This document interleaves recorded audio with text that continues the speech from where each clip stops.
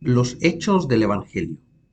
Para poder anunciar el Evangelio de Cristo, debo saber primero cuál es el núcleo del Evangelio. Pablo dijo en primera carta de Corintios capítulo 15, versículo 1 al 4.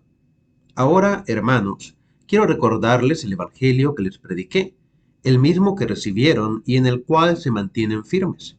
Mediante este Evangelio son salvos, si se aferran a la palabra que les prediqué.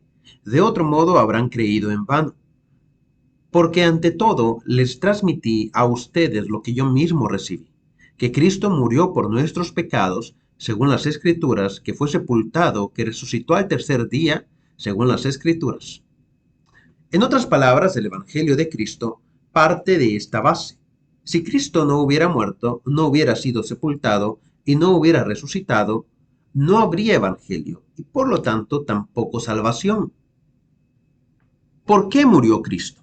Hebreos capítulo 2, versículo 9 dice, sin embargo, vemos a Jesús que fue hecho un poco inferior a los ángeles, coronado de gloria y honra por haber padecido la muerte. Así, por la gracia de Dios, la muerte que él sufrió resulta en beneficio de todos.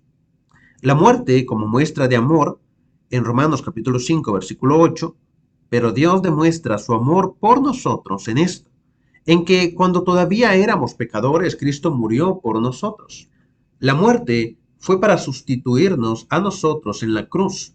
Romanos capítulo 5, versículos 6 al 7 dice, a la verdad, como éramos incapaces de salvarnos, en el tiempo señalado, Cristo murió por los malvados. Difícilmente habrá quien muera por un justo, aunque tal vez haya quien se atreva a morir por una persona buena.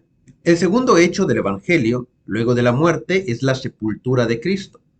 Después de que Cristo murió en la cruz, dice el testimonio, al atardecer llegó un hombre rico de Arimatea, llamado José, que también se había convertido en discípulo de Jesús. Se presentó ante Pilato para pedirle el cuerpo de Jesús, y Pilato ordenó que se lo dieran. José tomó el cuerpo, lo envolvió en una sábana limpia, y lo puso en un sepulcro nuevo de su propiedad, que había cavado en la roca. Luego hizo rodar una piedra grande a la entrada del sepulcro, y se fue. Allí estaban, sentadas frente al sepulcro, María Magdalena y la otra María. Mateo capítulo 27, versículos 57 al 61. ¿Para qué fue sepultado Cristo? Romanos capítulo 6, versículo 1 al 4 dice, ¿qué pues diremos? ¿Perseveraremos en el pecado para que la gracia abunde? En ninguna manera, porque los que hemos muerto al pecado, ¿cómo viviremos aún en él? ¿O no sabéis que todos los que hemos sido bautizados en Cristo Jesús, hemos sido bautizados en su muerte? Porque somos sepultados juntamente con él para muerte por el bautismo. Y esta es la respuesta a la pregunta, ¿para qué fue sepultado Cristo? Para que nosotros seamos sepultados juntamente con él para muerte a esta vida carnal por medio del bautismo. El tercer hecho del Evangelio es la resurrección de Cristo. Si Cristo muere y permanece en el sepulcro, sinceramente no hubiéramos tenido buena noticia. Mateo capítulo 28, versículo 1 al 10 dice, después del sábado, al amanecer del primer día de la semana, María Magdalena y la otra María fueron a ver el sepulcro. Sucedió que hubo un terremoto violento, porque un ángel del Señor bajó del cielo y acercándose al sepulcro, quitó la piedra y se sentó sobre ella. Su aspecto era como de un relámpago, y su ropa era blanca como la nieve. Los guardias tuvieron tanto miedo de él que se pusieron a temblar y quedaron como muertos. El ángel dijo a las mujeres, no tengan miedo, sé que ustedes buscan a Jesús, el que fue crucificado. No está aquí, pues ha resucitado, tal como dijo, vengan a ver el lugar donde lo pusieron. Luego vayan pronto a decirle a sus discípulos, Él se ha levantado de entre los muertos y va delante de ustedes a Galilea. Allí lo verán.